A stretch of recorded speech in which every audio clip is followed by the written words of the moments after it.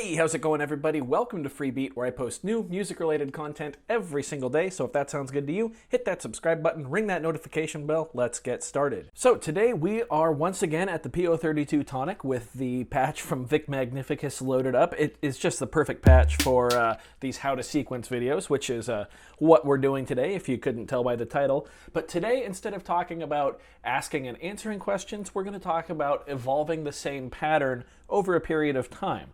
So we're going to start with a pattern, and then we're going to continue to use our pattern slots on the PO-32 to expand on that and see where we can take it and how that kind of changes the character of what would be a song. So let's get a good kick. You guys know I love this one. Just hits so hard. Perfect. We will use that. And we're going to put 2 16th notes. We're going to go 1 and E of 1. And remember, we count our quarter notes, our 1, 2, 3, 4, as 1 E and a, 2 E and a, 3 E and a, 4 E and a. So we're going to start with the 2 16ths there. And then we're going to put one, let's see, we're going to put one on 3 and then one on the end of 3. So we're going to go do-do-da, do-do-ga. And we're going to bring that tempo way down as well. And let's give ourselves some reference. So let's get a hi-hat. I'm going to use this one, actually, because this hi-hat can be open and closed, which I don't know if we're going to use that or not. We're just going to fill in 8th notes here. So on the 1 and of every beat. And I'm going to turn my swing off, bring the tempo up a little bit. And as it sounds like it should be, we're going to get a snare drum, and that's going to go right on 2 and 4 of this pattern. There we go. So 2 and 4.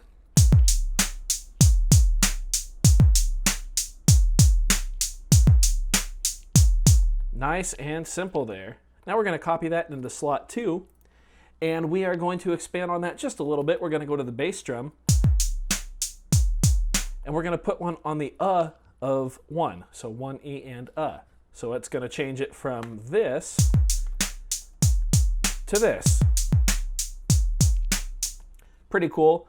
And now we're going to copy that pattern into slot 3. Let's go ahead and get rid of that right there.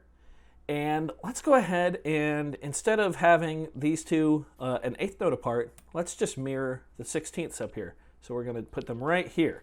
So it'll sound like this. And that's pretty cool. And that gives us a lot of flexibility for the next measure as well. So let's go ahead and copy that into slot 4. And then in slot 4, let's go ahead and put that bass drum back on the of 1, and then let's mirror that on the of 3. Now let's go ahead and chain 1 to 2 to 3 to 4 and have a listen.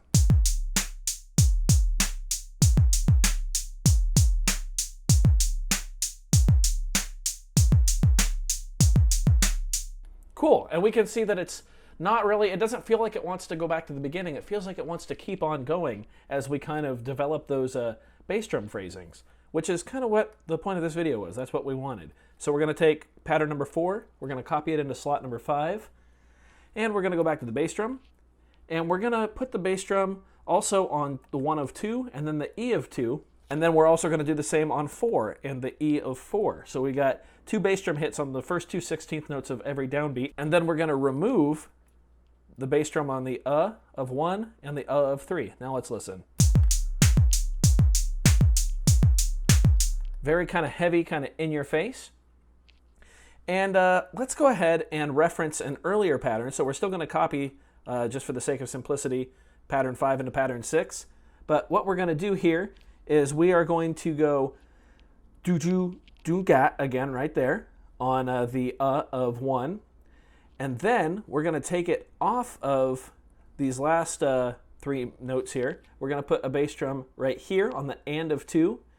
And then we're going to go on the 1 of 3, the E of 3, and the of 3. And that'll be our pattern. Let's have a listen.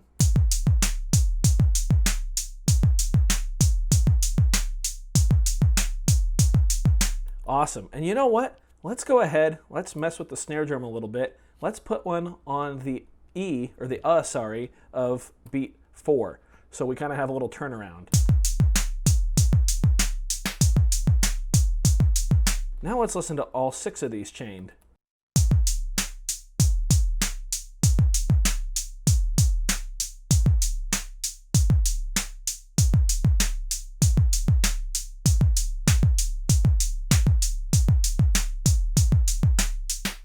And then it would repeat. So we're looking pretty solid right now. We're going to do 2 more patterns today. We're going to copy number 5 into number 7. And we are going to go to our bass drum once again. And I'm going to take off basically everything here. Sometimes when the pattern changes, I like to start from scratch. I have a lot of these patterns pre-written out, so bear with me here. We're once again going to go on the downbeat of 1, then the E of 2, and then we're going to go again on the AND of 2, and then we're also going to go on beat 3, the downbeat, and the AND of 3. And that's going to provide kind of a square feeling at the end until we switch to the snare drum, which we're going to do. We're going to keep it on 2, but then we're going to go on the of 2 and the E of 3. Now let's listen.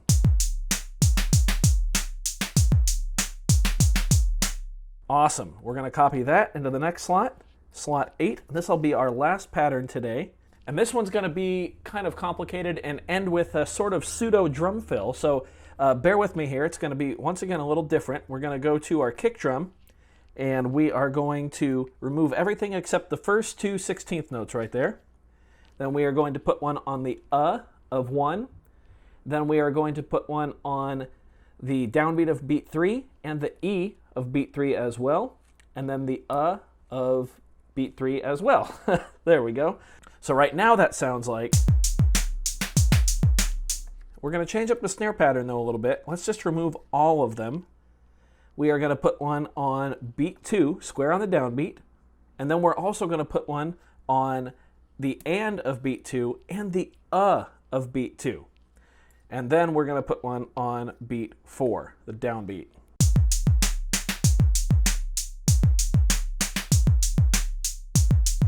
Now, if you want this to feel a little more like a fill, all you'd have to do is put one on the AND of beat 4 and the of beat 4.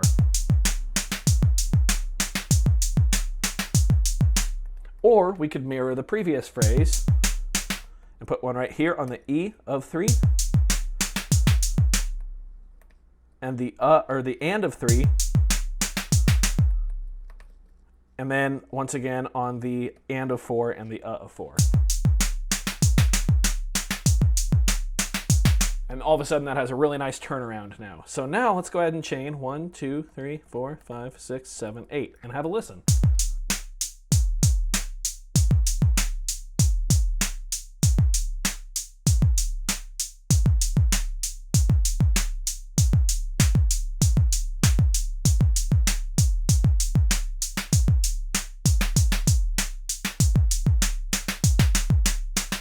And there we are back to the front.